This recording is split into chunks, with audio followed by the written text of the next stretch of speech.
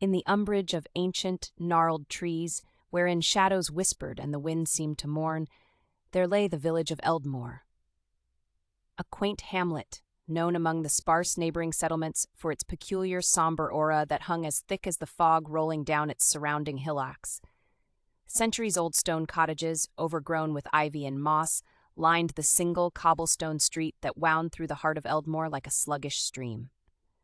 Each year, as autumn drew its first breaths, painting leaves in hues of ember and gold, the village found itself draped in an even denser coat of melancholy.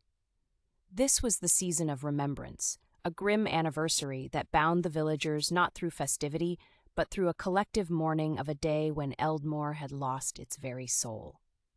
The root of this sorrow traced back generations, to a fateful night when a great tempest had besieged the village. Howling winds and a wrathful sky had relinquished a deluge that threatened to erase Eldmore from existence. Amidst this chaos, a young woman named Elowin had ventured into the storm to save her drowning livestock, only to never return. Her disappearance became the village's perennial wound. Each autumn, the villagers observed a silent vigil to honor Elowin and all that was lost with her. No fire crackled, no children played, and even the ever-present crows seemed to still their raucous calls, perching mutely in the skeletal branches above. The heart of the commemoration was the dirge. Composed by Elowin's bereaved lover, Aaron, the haunting melody was played only once a year on an aged violin whose wood had darkened with grief. The poignant strains carried through Eldmore, seeping into the very stones and soil. It was said that sometimes when the wind was just right, a whisper joined the melody, a voice lost to time but not forgotten. As years rolled into decades, the observance not only honored Elowin but also all those who had passed since. Names were softly chanted into the chill autumn air, as if in hope that the breeze might carry them somewhere beyond reach, somewhere peaceful.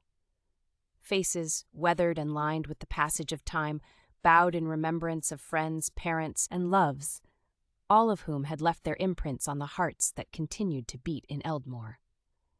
On one such evening, under a tapestry of twilight stars, a stranger arrived. His appearance stirred a subtle disquiet, his cloak darker than the shadowed violets of the night, his eyes reflecting the solemn glow of the village's single lantern that flickered like a beacon. Curious whispers rustled through the crowd as he approached the heart of the vigil, where the oldest oak stood, its limbs gnarled with centuries of witness. Without a word, the stranger extended a hand and gently, with a reverence that stilled the chattering night air, placed a single wilting rose upon the base of the tree, a silent offering to secrets buried deep within the roots of Eldmore.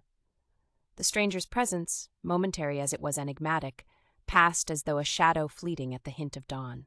Yet, something invariably shifted beneath the weight of his silent tribute. That year the dirge swelled with a poignant ache of beauty and sorrow, resonating deeper than many could recall. Tears flowed more freely, hearts grieved more openly, and for a brief night, Eldmore embraced its melancholy not as a burden, but as a tender, healing touch. As years continue to unfold, the story of the stranger's visit remains woven into the fabric of Eldmore's history. It revived an ache, a recollection of the power of acknowledging loss. To this very day, each autumn reinvigorates this memory, reminding all that while grief is a solitary journey, there is solace in shared remembrance. Years may wither, the heart may tire, but in Eldmore, as long as the dirge plays, no sorrow is borne alone, and no soul is ever truly lost to the shadows.